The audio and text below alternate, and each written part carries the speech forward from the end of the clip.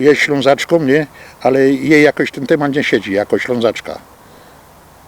Taki, czy nawet świętej pamięci Pieczka, nie, taki, no taki jest śląski język, no i koniec, nie? My go nie zmienimy, no. Jest taki akcent, jest tak, jednym się podobał, drugim nie?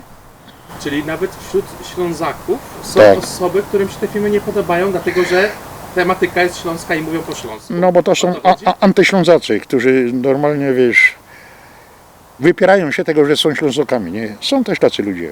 Ale to jednostki, to są jednostki. Zawsze między stadem się znajdzie czarna owca. Wiesz, jak to dają. Także tu wszystkim nie wygodzisz.